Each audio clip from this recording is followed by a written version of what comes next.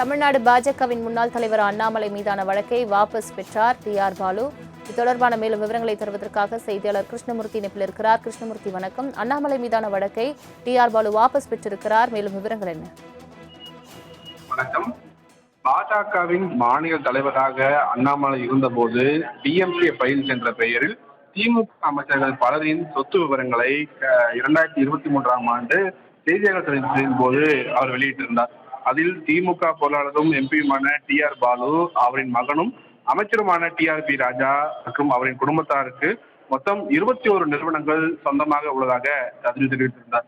இது தொடர்பாக தொடர்ந்த வழக்கில் சென்னை சைதாப்பேட்டை நீதிமன்றத்தில் அண்ணாமலைக்கும் டி.ஆர். பாலுக்கும் இடையே குறுக்கு விசாரணை கடந்த முறை நடைபெற்றது. அப்போது டி.ஆர். பாலு சேது சமத்து திட்டத்திற்காக கப்பல் வாங்கி ஊழல் செய்தது, நிறுவனங்கள் மூலம் கருப்பு பணத்தை வெள்ளை பணமாக மாற்றியது, டி.ஆர். பாலு வைத்திருக்கக்கூடிய 18 கார்கள், அவருடைய மகன் ராஜ்குமார் நடத்தும் கோல்டன் வாட் மதுபான ஆலை நிறுவனம் உள்ளிட்டவை தொடர்பாக டி.ஆர். பாலுவிடம் சரமாரியாக அண்ணாமலை தரப்பில் கேள்வியானது எழுப்பப்பட்டது. மேலும் அது தொடர்பான ஆவணங்களும் நீதிமன்றத்தில் தாக்கல் செய்யப்பட்டது. இந்த கேள்விகளுக்கு பதிலளிக்க முடியாமல் டி.ஆர். பாலு திணறியிருந்தார். சில கேள்விகளுக்கும் தெரியாது என்றும் சரியில்லை என்றும் பதிலளித்திருந்தார். இந்த குறுக்கு விசாரணையின் போது அண்ணாமலை அவரின் மனைவி பெயரில் சொத்துக்களை வாங்கியிருப்பதாகவும், ஊழல் முறைகேடு குற்றச்சாட்டால் தான் அண்ணாமலையின் மாநிலத்தில் பறிக்கப்பட்டது உண்மைதானா என டி.ஆர். பாலு தரப்பிலும் கேள்விகள் எழுப்பப்பட்டிருந்தது. அப்போது குறுக்கிட்ட அண்ணாமலை தரப்பில் இதற்காக தவறான தகவல்களை அளித்து உள்நோக்கத்துடன் கேள்வி எழுப்பியதாகவும், அவதூறு வழக்கு விரைவில் தொடரப்படும் எனவும் அண்ணாமலை நீதிமன்றத்தில் தெரிவித்திருந்தார். டி.ஆர். பாலு நீதிமன்றத்தில் தெரிவித்த விவரங்கள் உண்மைக்கு மாறானவை என்றும், அவர் தெரிவித்த விவரங்கள் தனக்கும் தன்னுடைய மனைவி நற்பெயருக்கும் களங்கம் ஏற்படுத்தும் வகையில் இருப்பதால் டி.ஆர். பாலு மீது அவதூறு வழக்கு பதிவு செய்ய வேண்டும் என்று தெரிவிக்கப்பட்டது. இந்த நிலையில் அண்மையில் பாஜகவில் இருந்து தான் விலகுவதாக அண்ணாமலை தெரிவித்திருந்தார். தற்போது இந்த வழக்கு சைதாப்பேட்டை நீதிமன்றத்தில் மீண்டும் விசாரணைக்கு வந்தபோது வழக்கறிஞர் தரப்பில் தங்களுக்குள் சமரசம் ஏற்பட்டுவிட்டதாகவும், இதன் காரணமாக இந்த வழக்கை வாபஸ் பெற வேண்டும் என்று நீதிமன்ற கோரிக்கை அனுமதிக்கப்பட்டது. இந்த கோரிக்கையை ஏற்ற சைதாப்பேட்டை நீதிமன்றம் இந்த வழக்கை வாபஸ் பெற அனுமதி அளித்து தற்போது உத்தரவிட்டிருக்கிறது. சலோமி.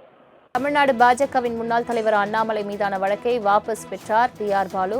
இது தொடர்பான மேலும் விவரங்களை தருவதற்காக செய்தியாளர் கிருஷ்ணமூர்த்தி இணைப்பில் இருக்கிறார். கிருஷ்ணமூர்த்தி வணக்கம். அண்ணாமலை மீதான வழக்கை டி.ஆர். பாலு வாபஸ் பெற்றிருக்கிறார். மேலும் விவரங்கள் என்ன? வணக்கம். பாஜகவின் மாநில தலைவராக அண்ணாமலை இருந்தபோது டிஎம்கே ஃபைல்ஸ் என்ற பெயரில் திமுக அமைச்சர்கள் பலரின் சொத்து விவரங்களை 2023ஆம் ஆண்டு செய்தியாளர் சந்திப்பின் போது அவர் வெளியிட்டிருந்தார். அதில் திமுக பொருளாளரும் எம்பியுமான டி.ஆர். பாலு, அவரின் மகனும் அமைச்சருமான டி.ஆர்.பி. ராஜா மற்றும் அவரின் குடும்பத்தாருக்கு மொத்தம் 21 நிறுவனங்கள் சொந்தமாக உள்ளதாக அதில் தெரிவித்திருந்தார். இது தொடர்பாக தொடர்ந்த வழக்கில் சென்னை சைதாப்பேட்டை நீதிமன்றத்தில் அண்ணாமலைக்கும் டி.ஆர். பாலுக்கும் இடையே குறுக்கு விசாரணை கடந்த முறை நடைபெற்றது.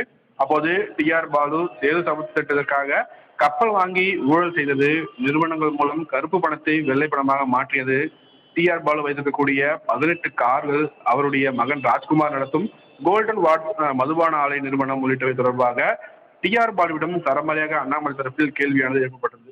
மேலும் அது தொடர்பான ஆவணங்களும் நீதிமன்றத்தில் தாக்கல் செய்யப்பட்டது. இந்த கேள்விகளுக்கு பதிலளிக்க முடியாமல் டி.ஆர். பாலு திணறியிருந்தார். சில கேள்விகளுக்கும் தெரியாது என்றும் சரியில்லை என்றும் பதிலளித்திருந்தார். இந்த குறுக்கு விசாரணையின் போது அண்ணாமலை அவரின் மனைவி பெயரில் சொத்துக்களை வாங்கியிருப்பதாகவும், ஊழல் முறைகேடு குற்றச்சாட்டால் தான் அண்ணாமலையின் மாநிலத்தில் பறிக்கப்பட்டது உண்மைதானா என டி.ஆர். பாலு தரப்பிலும் கேள்விகள் எழுப்பப்பட்டிருந்தது. அப்போது குறுக்கிட்ட அண்ணாமலை தரப்பில் இதற்காக தவறான தகவல்களை அளித்து உள்நோக்கத்துடன் கேள்வி எழுப்பியதாகவும், அவதூறு வழக்கு விரைவில் தொடரப்படும் எனவும் அண்ணாமலை நீதிமன்றத்தில் தெரிவித்திருந்தார். டி.ஆர். பாலு நீதிமன்றத்தில் தெரிவித்த விவரங்கள் உண்மைக்கு மாறானவை என்றும், அவர் தெரிவித்த விவரங்கள் தனக்கும் தன்னுடைய மனைவி நற்பெயருக்கும் களங்கம் ஏற்படுத்தும் வகையில் இருப்பதால் டி.ஆர். பாலு மீது அவதூறு வழக்கு பதிவு செய்ய வேண்டும் என்று தெரிவிக்கப்பட்டது. இந்த நிலையில் அண்மையில் பாஜகவில் இருந்து தான் விலகுவதாக அண்ணாமலை தெரிவித்திருந்தார். தற்போது இந்த வழக்கு சைதாப்பேட்டை நீதிமன்றத்தில் மீண்டும் விசாரணைக்கு வந்தபோது வழக்கறிஞர் தரப்பில் தங்களுக்குள் சமரசம் ஏற்பட்டுவிட்டதாகவும், இதன் காரணமாக இந்த வழக்கை வாபஸ் பெற வேண்டும் என்று நீதிமன்ற கோரிக்கை அனுமதிக்கப்பட்டது.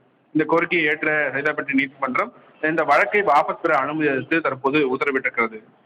சலோமி. தங்களின் முழு விவரங்களுக்கு நன்றி கிருஷ்ணமூர்த்தி.